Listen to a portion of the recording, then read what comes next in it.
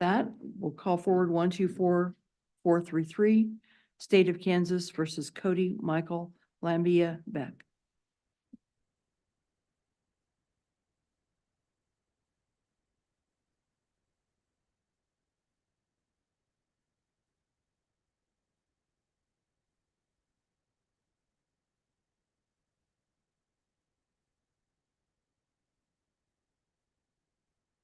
May it please the court, Peter Meharry for Cody Lamia-Beck. If I could reserve 3 minutes of my time for rebuttal. 3 minutes is granted.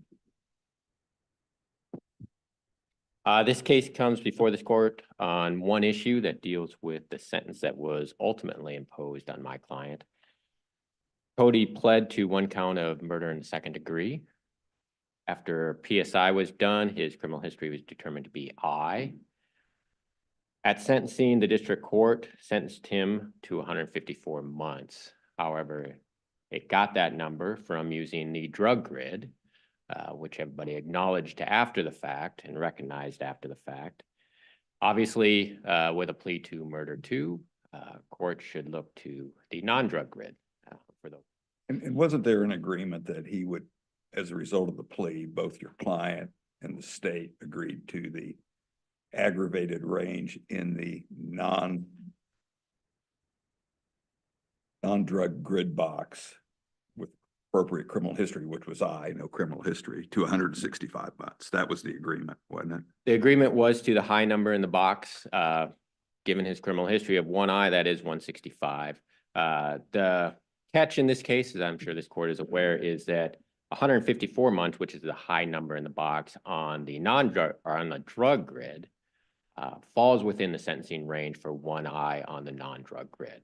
And what was argued below in the district court was that even though the court got there by mistake, the sentence of 154 months is not an illegal sentence. It is well within the sentencing range on the non-drug grid, and as this court has said for years, can't change those. Once those are imposed, you cannot change those. And that may seem counterintuitive when we get to a number by mistake, but this court has said, and I pointed to, for example, McKnight, that a mistake itself does not make a sentence illegal and does not allow a district court to then go back and change it. And that in McKnight, though, the court had the discretion to impose a different sentence. That was as a result of as I understand it, a probation revocation, which allows some latitude. Here, the statute's pretty clear that you're sentenced for the crime committed in the appropriate grid box. There's no question that didn't occur. I would disagree with that, Your Honor, because when you look at, we have a definition of illegal sentence, and there are 3 things that make a sentence illegal. 1, district court was without jurisdiction to impose it. Nobody's arguing the district court did not have jurisdiction to originally sentence my client. Another one is if it's ambiguous. 154 months certainly is not ambiguous. And what the state is hanging its head on is the 3rd thing, that it does not comply with statutory provisions. But if you look at the statutory provisions, if you look at the guidelines, the sentence imposed did comply with those. And when you look at 3504, it starts, an illegal sentence means, quote, a sentence. So instead of looking at how the court got there, you have to look at the sentence that was actually imposed. And here, the sentence imposed of 154 months falls within the sentencing range. And that makes it legal because it does comply with 6804, because it does fall within 1I of the non-drug grid. It may seem weird, like I said, clear mistake, why can't we go fix those? But that's the structure of the guidelines. That's what this court has said for years. Help me with Hankins, because Hankins appears to me to hold the opposite of what you're concluding or what you're arguing for before us today. In my petition, I said you need to overrule Hankins. I don't say this often, but I am making the same argument the state made in Hankins that this court rejected. But I think Hankins made the same mistake of looking at the process instead of looking at the sentence that was imposed to determine if that sentence was legal or illegal. What do you think we should do with the other statute, though, that says when you have aggravating circumstances and mitigating circumstances, the court should give a sentence in recognizing that. And here, the judge said, well, I want to give the maximum sentence, and then gave something in the middle. So how do you reconcile those two statutes then? Well, what I would say is the statute do say the court generally should give the high number in the box for the more aggravated crimes, low number for the less severe, et cetera. But it also says the sentencing range is a sentencing court's discretion to impose anywhere within that sentencing range in the box. And Yes, the but the court doesn't judge- have to say anything. So even if the court says, I want to give the high number in the box, had the court just looked at the right box and transposed the number and thought the high number was 156, we wouldn't be here. He was issuing, I want to push back a little bit, because wasn't he using his discretion in saying, I think we need to have the highest number? That's the most aggravated number, in conjunction with the statute that says, you weigh that. You weigh how aggravating, how mitigating it is, which presumably he did when he said, I think it should be the highest number, but it wasn't the highest number. So was he following one, but not the other? And I think he was, certainly he said he wanted to impose the aggravated number and gave 154 months by looking at the wrong box. I understand that. And the district court certainly has the discretion to do that. And in this case, it was part of the plea looking at the aggravated number. But again, I go back to the district court made a mistake. I get that. That doesn't mean it's illegal. And it means that he was looking at the wrong box, but the sentence imposed complies with the sentencing provisions because the district court can sentence anywhere within that box. And there's no questions afterwards. Let's talk about the statutory provision. So what it says is it does not conform, it doesn't use the plural, it says does not conform to the applicable statutory provision, right? Correct. Well, we have two separate statutes. One that sets forth the non-drug grid, 6804. And then we have a totally separate statute for the drug grid, which is 216805. So which one is the applicable statutory provision here? Certainly the non-drug grid is the applicable statutory provision. Right. So this is an illegal sentence. I would disagree because you are not looking at the sentence that was actually imposed. I'm looking at the plain language of the statute. And if you read the plain language of 3504, an illegal sentence means, quote, a sentence. We have to look at the sentence That here. does not conform to the applicable statutory provision under which that sentence was imposed. And here, what you have is a sentence of 154 months. That was imposed not under an inapplicable statutory provision. But the applicable ones, it complies with. But that's not what the statute says. You're twisting. Certainly it does. I would disagree, Your Honor. The statute says it's a sentence that does not conform to the applicable statutory provision. I think What's the applicable the statutory? applicable statutory provision is 6804, the non-drug grid.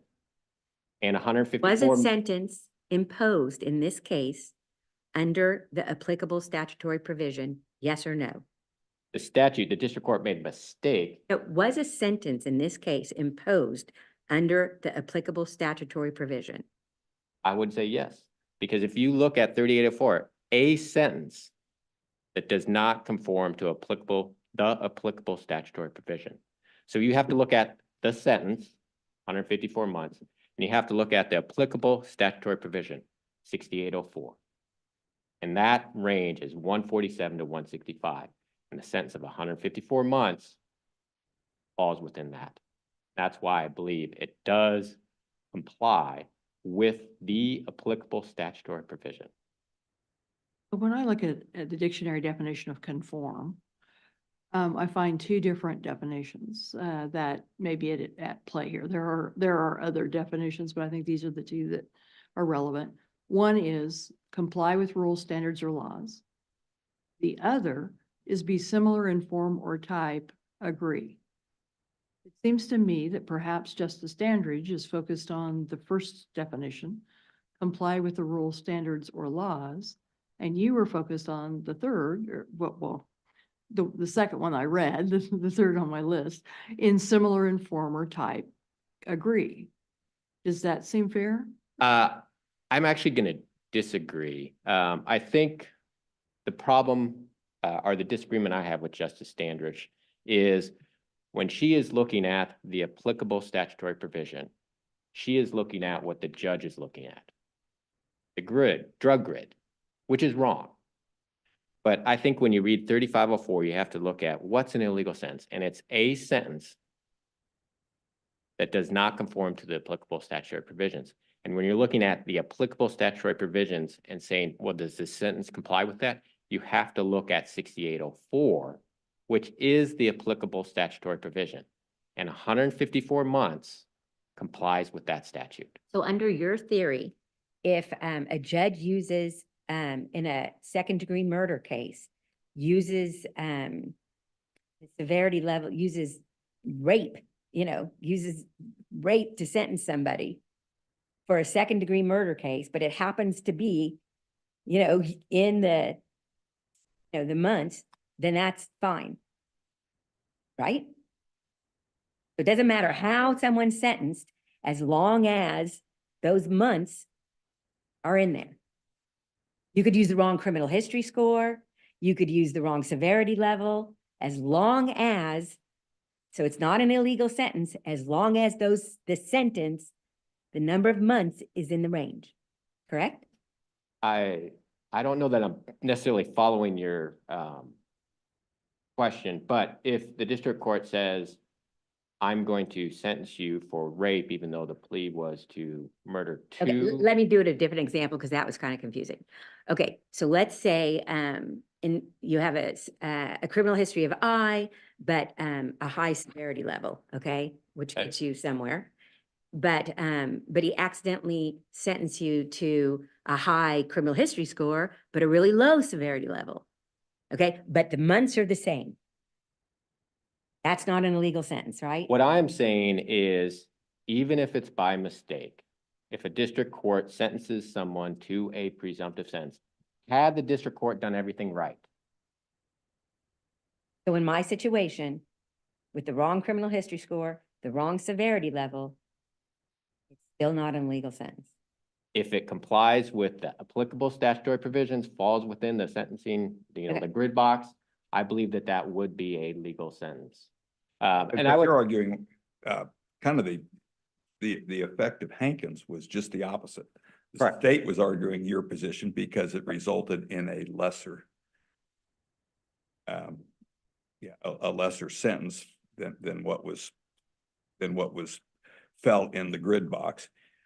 So you'd be arguing this position if Mr. Lamia-Beck, if this resulted in a higher sentence, as long as it's in the grid box. Is that where you'd be today? I can guarantee you to this court, I would not be arguing for a higher sentence for. Yeah, you wouldn't be, yeah. But what I will tell this court is that, as I've argued in the petition, I believe Hankins is wrong, where you have to look, you've got to move past the process, Wrong the method. to mandate that you follow the statute and use the appropriate grid box, not the drug grid box, but the non-drug grid box in a non-drug crime.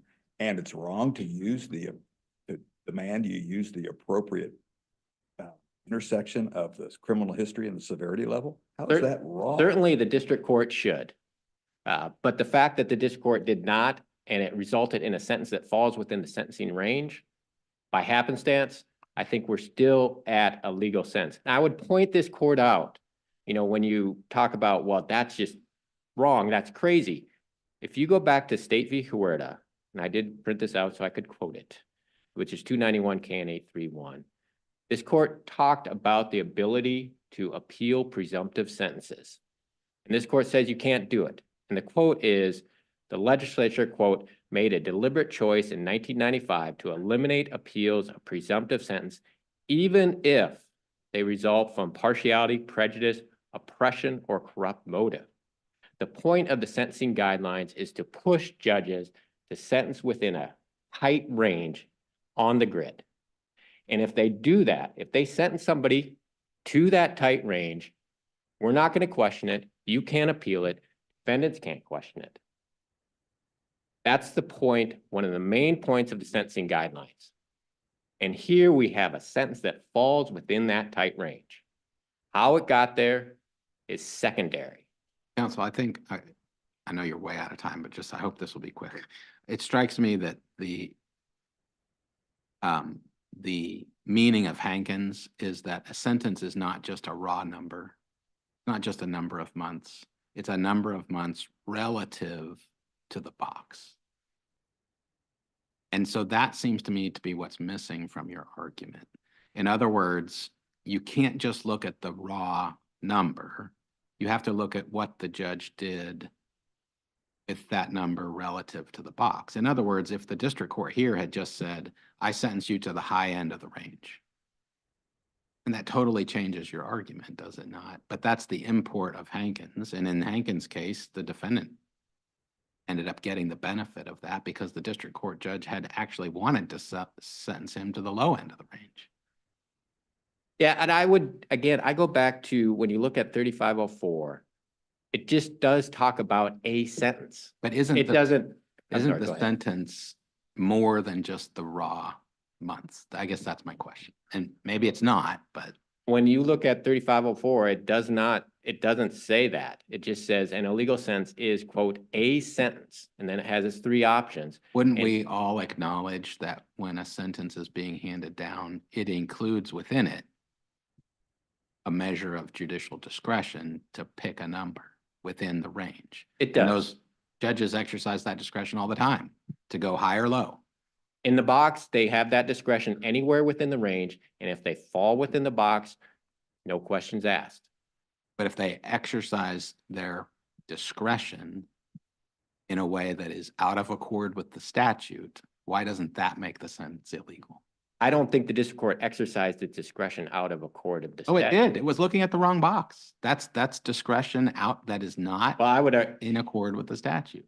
I would disagree because the discretion it imposed was a 154-month sentence, and that falls within the box. You're just saying stick with the number, ignore the rest. What I'm saying is when a sentence falls within the box, you can't peek behind the curtains. That's not what the sentencing guidelines allow.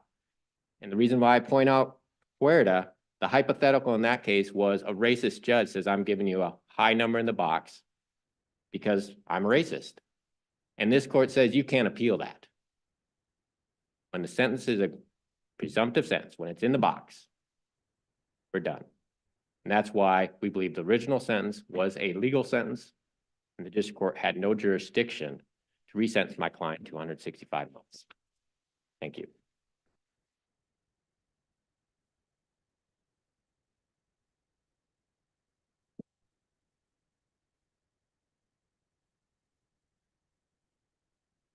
Good morning. May it please the court. The state appears by Deputy District Attorney Jody Litvin. We've already hit on the issue here today, but I will just reiterate what I think the state's position is here. And it appears to me that the defendant's argument is that under 223504 to be an illegal sentence under the section that we are alleging, the applicable statutory provision is the number in the range, like Your Honor was saying, It's the number in the grid box. And our position is the applicable statutory provision is the grid box. It's the right grid box. It's the non-drug grid box. So when you have the incorrect grid box, it's illegal. That doesn't meet the applicable statutory But if, provision. and I don't even know if this is true, I'd have to look at the grids. What if you had two grid boxes that had identical ranges? I haven't looked at that, but I still think it would be wrong because we're not looking at the range. Well, how, okay, so that The gets diff- right to my question, which is practically speaking, you're looking at the wrong, quote unquote, wrong grid box, but the numbers are identical. How can that be? That seems to weigh in favor of the defendant's argument. They're under different statutes, Your Honor, so I would say the legislature wanted you to be Why would they sentenced- care when the numbers, the range is the same? Why does it matter? I mean, it just seems so esoteric. I don't know that we have to question that. I mean, I think you just follow the statute, and if they are the Well, same, it strikes me that when you have boxes with different ranges, you're introducing a measure of judicial discretion into the equation. And I guess I'll just repeat the question I asked opposing counsel to you. Do you think that that exercise of discretion is actually part of the sentence? yes, I think it is. Especially here when the plea agreement was, and he agreed to do the 165 months. Let's not forget that. This was a decision that was made by both the parties. And he agreed to do those 165 months. But yeah, they do have the discretion to do the low or the high. How And do I- you respond then to the last statement that Mr. Meharry made, which is, you don't have any right to appeal if that discretion is not exercised appropriately. You have a wildly racist judge who says, I just don't like the way you look. And even though, if I really looked at the circumstances of this, I would give you a mitigated number, the low number. But I don't like the way you look. I'm going to give you the high number just because I don't like you. And he's stuck. So how do you say how can you argue that it really isn't about the raw number? It has to be about the relative number when that relativism can be exercised so inappropriately. Your Honor, I don't remember if we briefed this or not. That was something that was presented here today that's kind of new, but I guess my view of what, if I'm remembering where to write, is that it talks about a presumptive sentence and that a defendant cannot appeal a presumptive sentence no matter why the judge, sentenced them to that presumptive sentence. And that would be the numbers in the grid box. That would be the range. But here, our position is that this is not a presumptive sentence. So it's illegal because and this court can review it, or the district court could change it, because he was not sentenced in a grid block. The definition of presumptive sentence is the sentence provided in a grid block for an offender classified in that grid block. So if we're not dealing with an offender who is classified in the right grid block, it's not a presumptive sentence. So I would say that Huerta only deals with presumptive sentences, and that we're arguing that we don't have that here. Question. And I did think of an example. If he was, I don't have my grid in front of me, unfortunately, but I think if he was sentenced to the low end here of the drug grid box, it would be 138 months. That wouldn't fall in. Now, I'm not saying he would have, that would not fall into the correct grid box. So that would be an illegal sentence for being too low. It just happens that this fit right in the middle is why it's not an illegal sentence. And the It's state really just doesn't a see that. harmless error kind of argument, and he ended up in the right place regardless of all the mistakes we made on the journey to that place. Hearing. Yeah, it sort of is like a harmless error argument, which this court has rejected because the states tried to do it in Hankins, and the states tried to do it since then. I think there was a 2009 case that I cited in my brief as well, where the state tried to do that. And they said, look, just because it happens to fall within the range doesn't make it legal. It's still illegal. And that's our position. We would urge this court to follow that rationale that was in Hankins and in Fisher. I believe the Court of Appeals has done that in a couple of cases as well. We agree with their analysis, talking about Hankins and distinguishing all of the other cases that the defendant cited, Gooder, Moore, Warren, all of those cases. And we would just ask that this court affirm the district court's 165-month sentence, a sentence that was agreed to by the defendant, by the state, and a sentence that he agreed to serve. Thank you. Thank you. Harry, you reserve 3 minutes.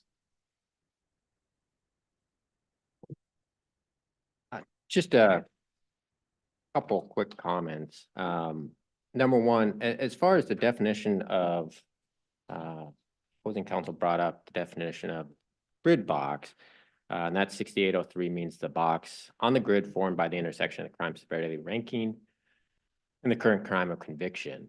And certainly here, if you look at 1I on the non-grid, it's 165, 147, and 154 falls within that. So it does meet that definition. And again, I think the point, say it again, I think you have to look at the sentence. You can't look at how the court got there. And if discretion is part of a sentence, even if it's a presumptive sentence, does that mean we get in and question that? And I think the point of the sentencing guidelines is, no, we want uniform sentence. We want judges to sentence within the box. Well, So aren't you do- presuming we can't look at where the judge landed on that range? If there is, I mean, I suppose it's not appealable, but if for some reason it ended up in that procedurally it came before us, saying we couldn't review the appropriateness of where it landed. As far Gave as, the racism example. If that were shown that that's why he gave a high number when clearly it should have been a mitigated number, are you saying that you can never argue about that? I'm saying where it says you can't. And that's part of the guidelines. The guidelines were meant to push judges into a tight range on the box. And if they do so, it's no questions asked. And that's what this court has done for years now.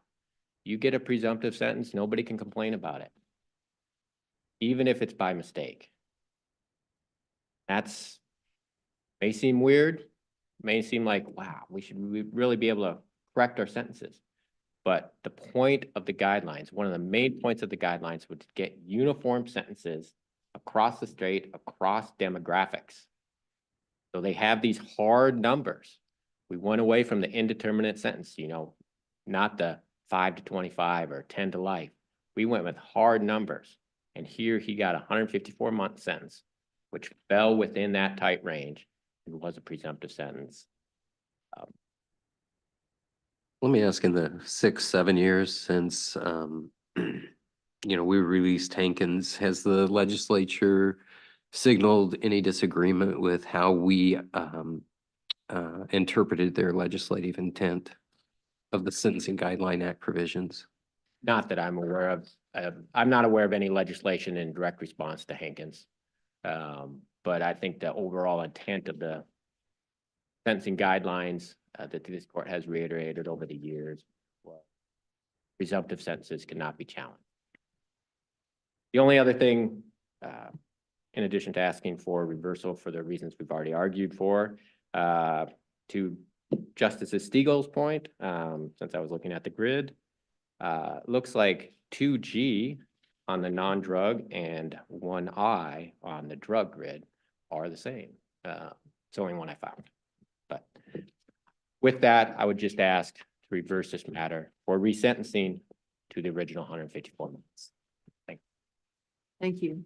Thank you to both of you for your arguments in this matter. The court will be in recess until 10:30.